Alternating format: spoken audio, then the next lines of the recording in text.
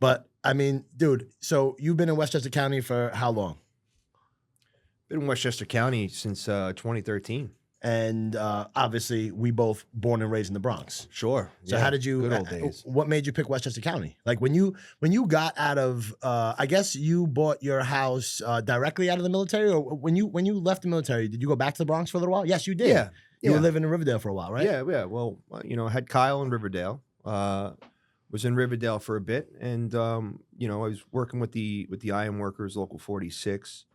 And eventually, I just felt like it's a process. When you get your money up, you Bronx guys like us, we move up north to Westchester, right? So slowly, maturely, I bought my first house in Yonkers. With the help of with the VA loan. I mean, you could spin us up on that, right? Yeah. That's your forte. Was there for 8 years, and then in 2020, I sold the house, and I was very fortunate. It was a good time to sell. It was a great time to sell. Great time to sell. You had a great realtor too. Great realtor. Great realtor. That's right, Steve. Thank you. Tricky transaction. Yes. Selling a home and buying a home. Right, and we sold it to a Bronx guy at that. Yes, we did. Right. Yes, we did. Just from the neighborhood over from us. So, yeah. It was great because when I bought that house in Somers with the sale, I made a pretty good profit. And then buying our home up in Somers, we put all the money down into that, and the interest rates were, what was it then? Tremendous. What was it? Tremendous. So right? Year 2020. I mean, was it already COVID at that time, or was it just before? COVID. Yeah. So you're talking year. 2 to 3% probably. Sure, yes. Ballpark. Yes. So which is completely unlike current right now. Right. Like, there's no inventory right now because people don't want to enter into buyers as 7% interest rates. You were able to take advantage of that. They called it the Great Escape, where everybody was leaving the city and going further up north. Yeah, sure was, and very happy we did it. I remember house hunting, and you were very specific about what you wanted and what you saw, and you wanted the lawn, and you wanted space, and you wanted all these things for your family. Well, sure, Steve. I mean, these were things we didn't have when we were kids growing up in the Bronx, on Sedgwick Avenue and Bailey Avenue. Our big lawn was Cooney Grower Field, man, or the rooftop, or the rooftop. That was our deck, right? Tar Beach, and in Van Cortlandt Park. I mean, we weren't, we had great parents. We had a great upbringing. Yes. And a great neighborhood to grow up in. I think that one of the things that we benefited from mostly was the fact that we had so many friends and that community vibe that I think a lot of kids are missing these days. Like, I mean, dude, there's 10, 15, almost 20 of us that are still super close to this day. Yeah. It definitely was the vibe. I don't know if we were like the last of the Mohicans, so to say, to come from that culture where it wasn't so much about social media. It was about, I remember waking up, you wake up 9 o'clock in the morning on a Saturday afternoon. If you wanted to contact your buddy, you had to call the landline. Yeah. And it was his mom or dad that picked up. And if you didn't get him in time before he went out to Pigeon Park, then you weren't catching the guy unless you went to Pigeon Park, right? It was the culture. It was, you walked out your house, you walked down the block, you bumped into friends, and then you just hung out all day. It was amazing, really. I hope my kids get a gist of what we had, but unfortunately, I don't think they won't. I don't think it's not necessarily a horrible thing for them. They're gonna, they're gonna have a wonderful life, but I just think where we came from was much different. We had that sense of community, right? With from our elementary school of visitation, to the great Catholic schools that we went to, the education that we had. And it was really, even though we didn't have the backyard or the front lawn, we had each other, sure, we had each other, but I was getting into where, our parents, were, dedicated their money that they made to pay for a great education in the Catholic school education system. And now as an adult, at 42 years old, I really kind of like appreciate that. I kind of know to where like my education, I feel is, second to none, really. I mean, even though I don't have a college degree it kind of just, it really shaped me into who I am, How do you, one of the things that I noticed about our group of friends is that, as you said, like you did not necessarily go the college route and graduate college and get into like the workforce that way, but you chose to join the military, and after the military you came out. And how long after the military before you get into the union? All right, so yeah, was that fast? I don't remember. It was right away. It was pretty much the next day. Yeah, okay. It was. Did you have that lined up already? Did you have somebody that helped you out or guide you? Yeah. My father had a connection, a hook with the concrete, cement and concrete workers, local 18A. I had started with that, but going back into after high school, my mindset was even at that time was to. It's one of three things, and I tell my kids this, or any young man or young lady that's listening. It's one of three things after high school. It's either join the military, go to college, or get into a career. And when I say a career, the only thing I know is the union building trades, to where you could come into something, whether it's the carpenters union, the ironworkers union, the boilermakers, the tin knockers, the list goes on. Plumbers, electricians. I mean, you don't necessarily need a college degree to make $100,000 a year or $150,000 a year, and set yourself up with a pension, and set yourself up with a 401k, exactly. and all the benefits and all the other things. Sure, that come with I mean, it. all the benefits are there. And in my case, coming out of the Marine Corps, as you know, I had Kyle on the way. So I didn't really have time to sit and ponder. I had to get out into the workforce right away. So after my 4 years in the Marine Corps, I pretty much got right into the union building trades, into the construction fields. So So after the Marines, after the Marines, my father had the connection with the concrete workers, and I got into that. I did 16 months with them. Was working alongside a rebar install company, which is the Wire Lathers, Local 46. Okay. And then eventually, when the applications came around for Local 46, I had took the application and I had gotten in. So Nice. It's coming on 18 years.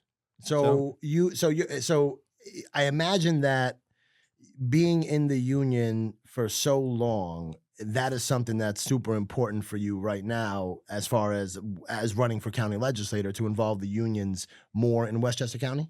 Oh, sure. Yeah. I mean, listen, a big part of the reason why I feel or why I would like to run for this position for county legislator is, as a business agent in the unions, you go on a lot of these job sites, and a lot of the times you go into the trailers, you introduce yourself, you try and get your signatory contractors, good with the work. Which is signatory contractors? A signatory contractor would be any concrete contractor or rebar contractor in Local 46's case, that is signatory to us, meaning they're under contract with Local 46. Gotcha. Okay. So they carry our manpower. So, I mean, if our signatory contractors get the work, then therefore, it's my members that are going to work. Gotcha. So, okay. I understand. And a lot of the issues is, there's an influx in the construction industry with non-union, right? So a lot of the times the contractors, it's an open bid concept, to where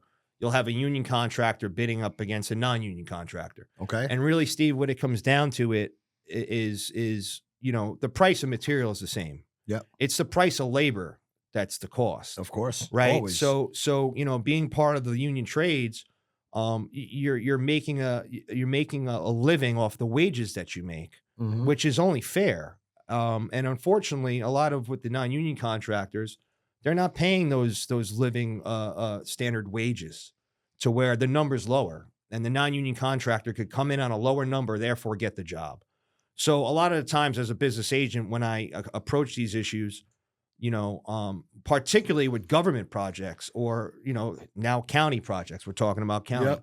Yep. I would just like to see a better process put in place to where it's a level playing field, to where prevailing wage is important for these workers to receive, because I mean those are the wages that are going to carry you through, as far as everything's pricey out there, man. Mm-hmm. I Yeah, mean, it's expensive out there right now. It's expensive. It's expensive to live. It's expensive to eat. It's expensive to do everything. Right. Right. So now let me ask you a question, because you've been a business agent now for a couple of years. So you're on the 5 years, yeah. 5 years as a business agent. So as a business agent, I believe you explained it to me, where your job is literally to go out there and to get these guys work, essentially. Right. So that's a little different than being the guy who's actually installing the rebar. You did that for many, many years, and now you've transitioned into a business agent. So I would imagine you have a good sense of what it takes to get, union guys onto a job site. Yeah. Yeah. So, I mean, as a business agent, you more or less could play the middleman between your signatory contractor and your workforce. So we do have a hiring hall to where if you're a contractor and, you have 5 guys that are working with you for many years, and you come onto a job to where, hey, you need 4 more guys. Mm-hmm. The business agent is who you would call to get those guys onto your job. And we would send those guys out to you.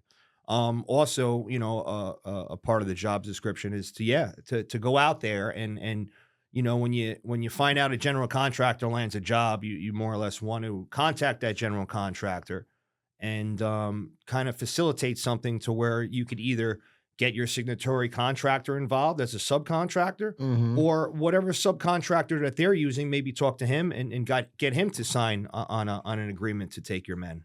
So. Because it's all about getting equity on the work. Yeah, getting equity on the work is important.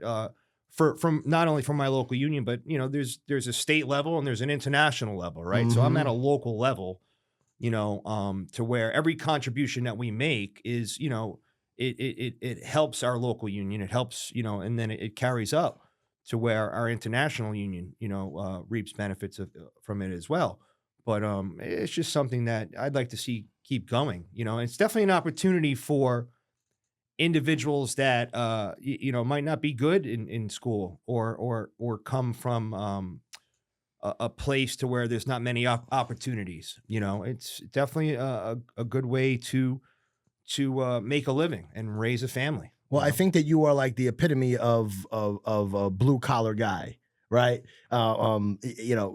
Bronx born and bred, go into the military, come out of the military, go into the union. You're on your year 18 right now.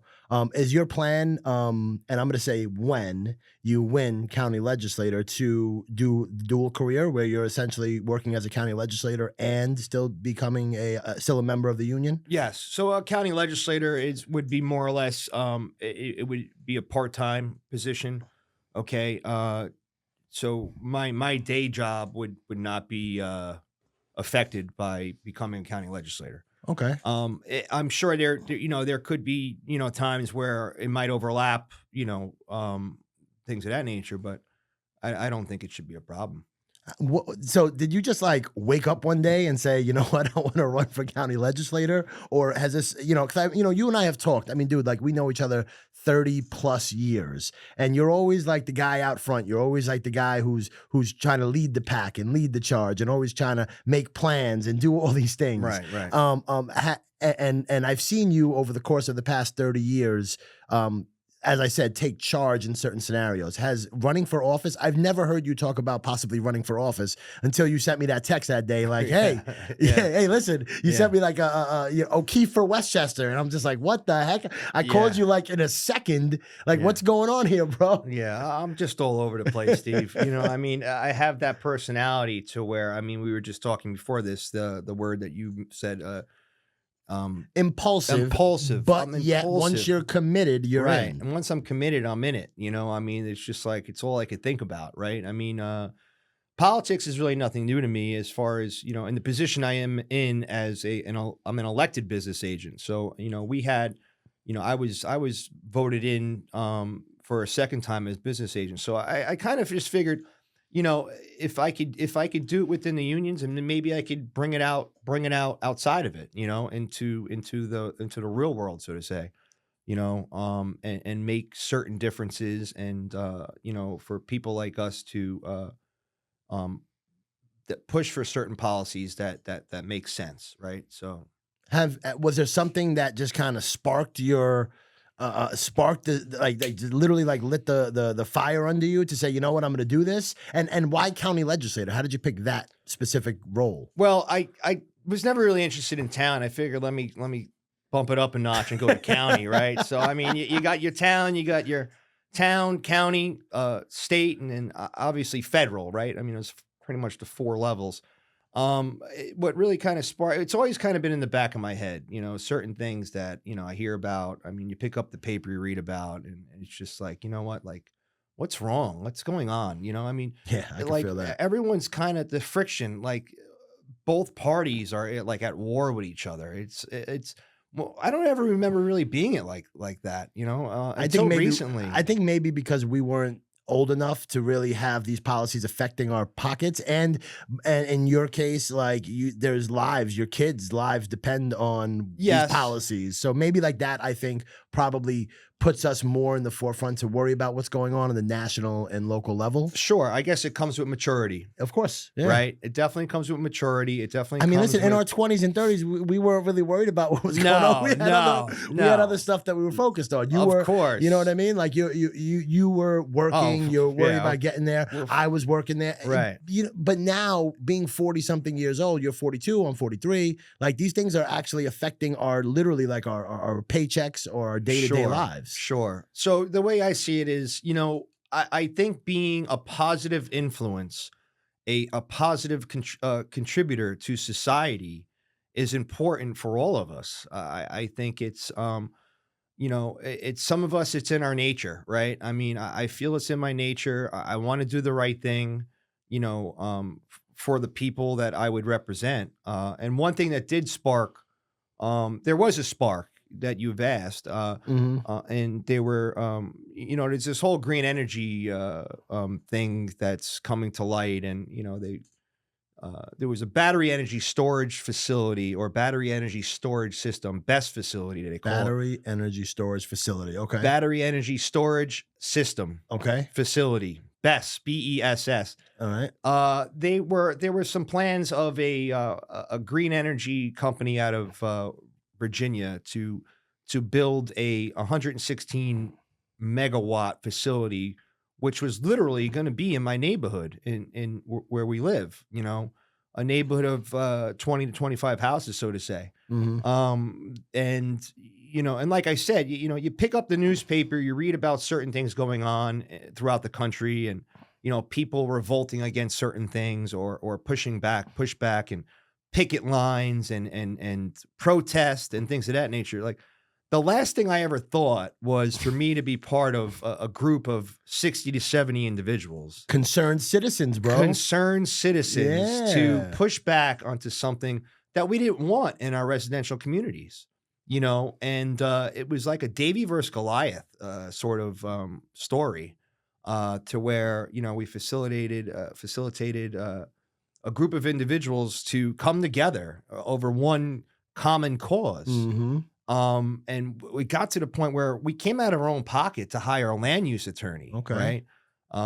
And to give us that insight on what we need to be doing, to check on the certain certifications or things that this company would need to get on that land. And it was private land too. So, as far as the private landowner, in their eyes, it was generational wealth for the amount of money that they were going to be paying these individuals. And I get that. So this is one of your neighbors that was selling their plot of land and they were going to put this facility on there. Is that how it was? Well, it's private land that's been there for some time. They don't necessarily live on the land. Gotcha. Okay. Whatever the case was, why they bought the land at that time. I mean, listen, you buy land to make a profit. Mm-hmm. So I could understand where they were coming from with that. Like I said, the generational wealth. Mm-hmm. What else are you going to use it for? Well, right? Of course, you have this big company, right? Big Goliath coming through saying, you know what, I'm going to pay you probably over market value for this land, and this is what we want to do with it. So I don't necessarily blame them per se. Sure. But so when you say that you came around for a common cause, so this is there's no party lines in this conversation. This is this is a community. This is a community. There was no party lines as far as, I mean, you had neighbors on both sides of the aisle, really. Did it get into politics eventually? Sure it did. Mm-hmm. Because one side believes in the green energy while the other one fairly doesn't. And, what it comes down to is the residents have to reap the live with the consequences. Live with the consequences of this decision making process. For one, I mean, the residents were never really notified the proper way. It was almost like if we didn't find out about this thing, they would have just came in. They would have snuck through the back door, and everything would have been put in place and would have been too late. So how did you guys fight it? Well, first of all, did you guys win? Yes, yeah. So that the green energy company had pulled the plug in February. Interesting. Yes. So they ended up not buying the land? It went on for about a year. They ended up not buying the land, or they bought the land and now it's just sitting there and they can't do this? Well, the land is still there. Whatever the property owner wants to do with the land, I mean, that's their business. But it will no longer be an idea of putting a battery energy storage system there. So now these were 96 tractor trailer size batteries. 96 tractor trailer size batteries that were going to go on one piece of land. On one piece of land. land. How far from your house? I mean, a few hundred feet. What? A few hundred feet. I mean, my neighbor across the street, it was even worse for him. He was backing right onto it. Wow. So he comes out of his backyard and he's going to see these tractor trailer batteries. Right. So there's just a lot of things that come with this. There's the safety aspect, fires, the contamination of the soil. We all have well water up there. God forbid if one of these things went up on fire, obviously you'd have the volunteer fire department come and douse you can't douse the flames because the water doesn't put it out. Of course not. It's that type of fire, right? That with the chemicals involved. But they say that you're supposed to douse the existing batteries around it. To make sure that they keep them moist to and keep it cool. Yeah. Right. So now what happens with that water? That contaminated water is going to seep into the ground. It's going to be in our well water. And then the next thing you know, it's a whole contaminated, the whole town is contaminated, or my neighborhood would be contaminated. So those are certain things that we were bringing to light. We were showing up at town board meetings. Yep. In 3 different towns that were going to be affected. What were the 3 towns? You're in Somers. Somers, Carmel, and most currently in Yorktown. Okay. Yeah. So. And did you guys have to work with other people in these towns that possibly were opposed to it as well, or was it primarily just the people in your community? No, it was people from within those 3 towns. Okay. Primarily 2 out of the 3, but yeah, it wasn't just necessarily my town. It was. So. And so you guys opposed this, I imagine, at the land use committee meetings for the town or for the county? The town. It was a town decision. Oh, gotcha. Okay. And that's another thing that's important. Home rule is important. That's something that we want to keep. Okay. Any kind of decision-making process should be led to the town to make that decision and not the state. So there's other bills that, quietly are going to be put in place to override town decisions. Really? To put these sort of green energy facilities in residential areas. So who's trying to pass these laws? Well, that comes down to senators and state assembly and So on the state level, they're trying to at a state level, yes, they're trying to take some of the power away from the towns. Really? From the towns. It's in conversation. Okay. It hasn't necessarily happened yet. That's scary, man. It's scary. I mean, it's home rule is what it's called. Home rule is I'm an advocate of home rule. Okay. And even as a county, even if I was a elected county legislator, who am I to go into a town and tell them what to do? I mean, there's always kind of like you kind of give them the proper guidance. Mm-hmm. But it really comes down. I mean, listen, the lowest level of government is important.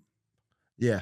So when you say home rule, so the town can overrule. So let's just say this, for instance. Give me the rundown because I'm thinking. So the rundown is this: if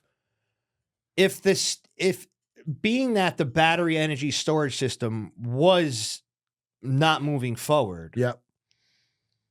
And the town had changed their master plan. Gotcha. The town had changed their master plan to make both tier 1 and tier 2 battery energy storage systems to ban it altogether. So this way we don't have it. And that was the right thing to do by the town. Now, for instance, if the state wanted to get involved and say, hey, listen, this is something that we're pushing. This is something, you know, what they're trying to sell it to is that it's God forbid if the power goes out, you know, we have a backup plan to deliver power, but that's not necessarily the case. The power is going out because of the electricity lines getting hit by trees and they're, you know, falling apart until you get your guys up there to fix it. But the home rule. So home rule essentially is that the town makes a decision. So where does the county legislator play in that? This is pretty much the town of Somers made the decision to say, hey, you know, we're not going to allow this facility to go here on the land. Is that how it works? Right. So if being that it was pulled or if there was a decision made to, you know, ban something in particular within your town and the state feels that it's needed, the state would like to come in and make that decision for the town. Gotcha. I don't think that that's the right thing to do, though. No. I think that, like, for example, how do they know, like, you, first of all, let's just go, like, on a real basic level, right? You and your neighbors are paying property taxes to be there. You and your neighbors have your kids that are there. How is the state going to come in and say, hey, you know what? We're going to overrule what the town says, and we want to be able to put this facility here? They're not going to come and live in your backyard. They're not going to come in and have their kids sitting next to these facilitators and these battery parks or whatever the heck they are. Right. So, I mean, kudos to you guys. Right. You know, like, and that was the first time you were actually, or I wouldn't say the first time, but like involved in a community effort like that to be able to overrule or possibly do something that really affects your family and your kids. Yeah. I mean, how'd it feel? It felt horrible. It really did. It was kind of like you felt helpless, you know, and it's like, well, you're thinking about all these things, like talking about buying the house and moving up to northern Westchester. It's like you don't want anything to affect the property value of your house, right? I mean, for number one, right? And then the safety of your children in that community. Yeah, I think that's all for the incentives or for somebody's incentives to, you know, to gain, you know, their own benefit. That their kids are not going to be there. I think that that's the most important thing to understand is like these big companies, these big corporate companies, they just see land and listen, everybody says buy land. God's not making no more of it. But at the end of the day, like if the people who are there are not being able to decide what happens, especially you're paying taxes, right? Like then what do we actually have? What community do we actually have? Right. I remember when I was growing up, a big thing was to the big thing that my dad was involved in was save the Jerome Park Reservoir. Do you remember that? Yes. Yeah. Yeah. So they wanted to put a filtration plant literally tear up the reservoir, put a filtration plant there. Right. And I remember watching my dad work with all of the neighborhood groups and all the neighborhood people, and he was a part of it to overturn that. And just seeing how local people could really make a difference really is something that like to this day really inspires me. So like just seeing now that you are taking the step forward to work for causes that affect your family, but not necessarily just your family, but other people's families, right? So how is it as a county legislator that you think that you're going to really make the most difference? Well, I think, well, for one, it can't be a one-party system in Westchester County. So you have 17 legislators. Okay, which represents 17 districts of Westchester County. 16 of them belong to the Democrat party. 17 seats in the legislature? 16 are Democrat and one are Republican. Okay. So, I mean, in Westchester County, I mean, I wouldn't say it's fairly balanced, but I mean, we need representation from both sides of the aisle. Yeah, of course. You need to have a good argument. Right. There has to be a good argument. There has to be pushback. Look what's going on in New York City right now. It's insane. Right. So with my opinions and the values that I have and the points that I think that are important, I'd like to bring that to the legislator instead of and create an argument, you know. You don't necessarily have to agree with everything, you know. It just shouldn't be a one-party system in Westchester County, nor anywhere. It shouldn't be. I mean, so look at New York City right now. You have Democrats at the highest level of New York State, which is the governor. Then you've got Democrats in the state Senate. Then you've got Democrats in the city council. There's literally nobody, there's no pushback. It's like all just Democratic stuff. And listen, I'm not, this podcast is not about politics. Right. I just think that there should today be. Today it is. Well, today is about you and your campaign and your background. But generally speaking, I think there has to be some sort of pushback, and there has to be one of those three branches has to be able to kind of step in and say, no, you know what? This is going way too far, whether it's right or left. Right. And I guess when you win your seat, you're going to be able to bring that, because you're running on the Republican ticket, correct? Yes, I'm running. I am a registered Republican. I'm on the Republican ticket, and I also have the conservative line. Okay. Yeah. So, but like you said, the pushback. I'm going to be the guy to push back, right? If I don't agree with something, I'm going to push back on it. Well, you're the perfect guy for that. Right. Well, you're the perfect guy for that. You should have been a lawyer in another life. But I also think that, we really need to come together instead of butting heads. The blaming game is the only people that are getting affected are the constituents, right? So, it really should be, the government should be balanced to where the residents or the constituents in Westchester County have a say, and it shouldn't just be on one side, and the side that the Republican voters and it's not, listen, like Republicans vote for Democrats and Democrats vote for Republicans. It really isn't like, but it's the Republican voters in Westchester County should want somebody like me to be their fair representation, rather, right? So, but yeah. Is there anything in particular? So I'm going to switch gears on you just a little bit. I'm going to go back to your Marine Corps days. Hoorah. Hoorah, hoorah. Hoorah. Semper Fi. Semper Fi. So you were how old in the Marines? September 11th happened, which really kind of prompted me to join. I do come from a Marine Corps heritage through my father, and it is a heritage. It is a bloodline, really. Shout out to Donald. Shout out to Donald O'Keefe. Yeah. That's right. So, Big Donald. After September 11th, there was just a big influx of our generation that was joining because of, especially from New York. It's like, I'm going to go get them, for doing this to me and or doing this to us. So I ended up going in March of 2002. So I was just turned 18. It was March 3rd's my birthday, and then every weekend was Patty's Day weekend celebration. So I couldn't leave before March. I figured if I'd stick around, March came, and I ended up leaving March 26th of 2002. Okay. I was 19. I came out at 23. A lot of things I learned in there is the camaraderie, the leadership. I was very. I was ambitious to become a team leader. I was ambitious to be the squad leader. As far as being a platoon sergeant, I wasn't in the Marine Corps for that long to become a platoon sergeant, but a lot of ambition. I feel like I'm an ambitious individual. If I seek to get something, I'm going to work hard to get it. Which is a complete parallel to where you are right now in your life. Yes. Right? Yeah. Yeah. What kind of leadership qualities how did you qualify to get advanced in the military? Like you said that some of the leadership roles you had, how did you get those? Was it just because you were just good at, I guess, whatever it is?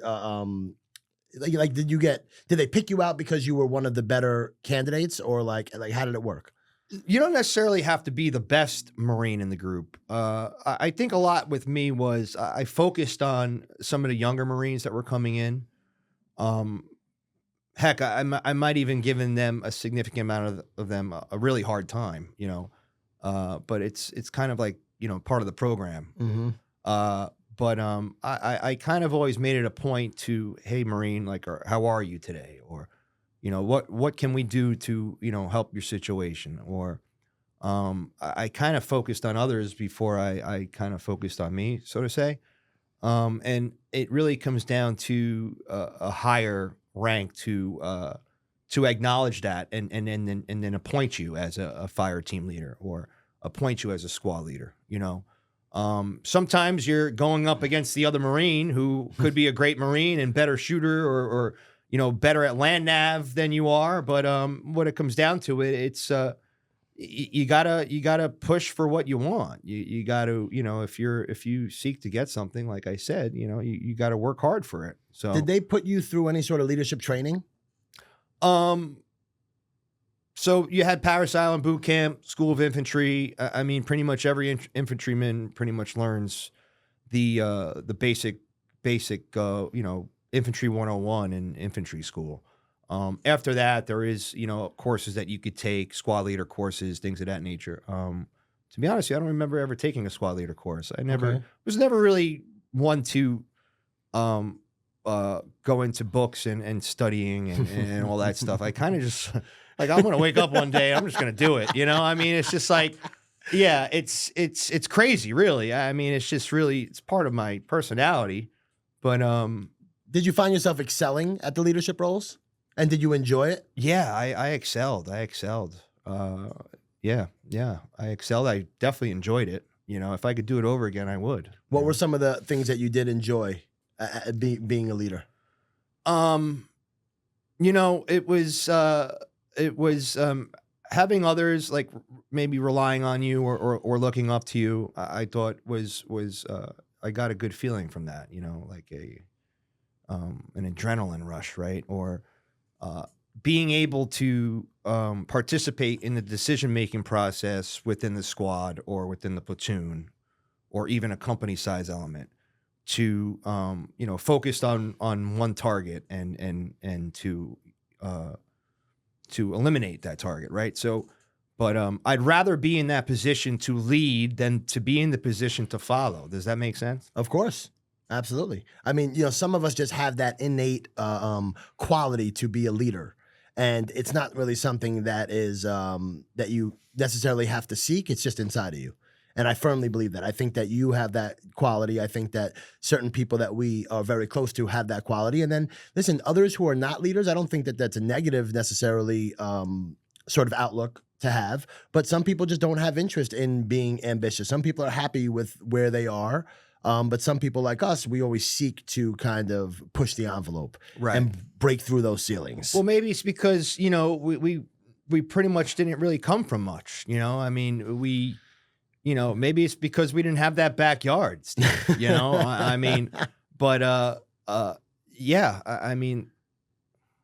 Where does, all right, so when is the election? November 5th? So the election is November 5th. I think on your palm card here, you've got early voting starts October 25th, right? Election day, November 5th. Yes. Yep. So if there's no primary for me, I'm the sole. I am the sole Republican running on for this particular district.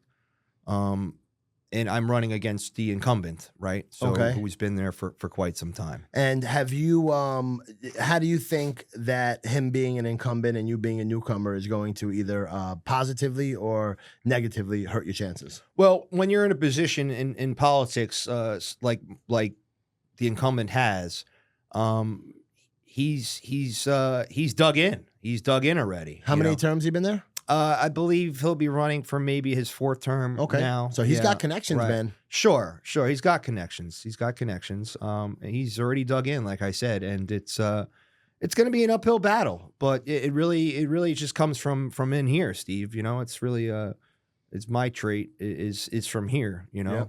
I wish there was more here, but listen. Sometimes something to work on, right? Sometimes the heart is more important than having the necessarily the know-how, right? Right. You said it before, like you're the type of guy who just kind of sets your sight on something and you just get fixated on it. So like if you just fixate on your goal, there's no reason why you shouldn't be able to accomplish that. Right. And I firmly believe that when you win, that you will be an amazing county legislator. Well, great. Well, thank you. So, Kev, you're running for county legislator for Westchester District 4, correct? Correct. Where is District 4? What does it cover? Is it certain towns?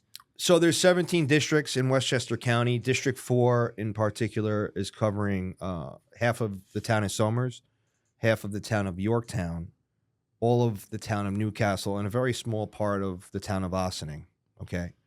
Okay, and what exactly? So when you texted me and you were like, "Yo, I'm running for county legislator," I had to look it up real quick. So can you just expound a little bit on what the county legislator actually does and what you'll be responsible for? Sure. So a county legislator pretty much works how like a city council would work for New York City, right? I mean, the county legislators, they vote to pass local laws, approve a budget for the county, authorize capital projects, and amend certain laws that are in place. Okay. So essentially you guys are you're going to be part of the body that passes the laws in Westchester County. Yes. Okay, great. And what necessarily, is there anything that you have on your radar, like things that you want to necessarily focus on throughout the campaign? Sure. Yeah. Well, I think there should be project labor agreements on county lands for certain projects, construction projects. Can you expound a little bit on that? What does that mean? So a project labor agreement would be an agreement between the building trades and the county. Oh, okay, so that goes back to the union aspect of getting more the union unions aspect. involved. Okay. So, which is, like I said, a big part of the reason why, as a business agent, sometimes I feel like I hit a brick wall. And when you hit that brick wall, you kind of like don't know who to go to or who to talk to get that help. And then you kind of have to follow up with a particular individual within the government within that district or town to kind of, ask, hey, well, what's going on here? And then it usually turns out to be, not the news that you want to hear. Mm-hmm.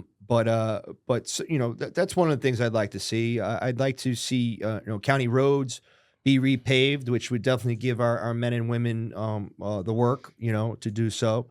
So we're talking infrastructure. Infrastructure, sure. And county jobs, I just want to make sure that we're clear about this. So what you're saying is that county jobs should have more of a union aspect to the labor force. The labor force, yeah. Is that currently not how it works? How do county jobs get done currently? Do they private subcontract people, or do they have a union aspect to it? The private work, you can't really there's not really much you could do with the private work. But if it's public works, prevailing wage projects, under the Davis-Bacon Act, then it would tend to gear it towards union labor because of the prevailing wage rates. Okay. A lot of the times, the non-union contractor isn't going to come into a project where he knows he has to pay those prevailing wage rates because he's not paying it. Interesting. Interesting. I mean, jobs, right? I mean, it would be great to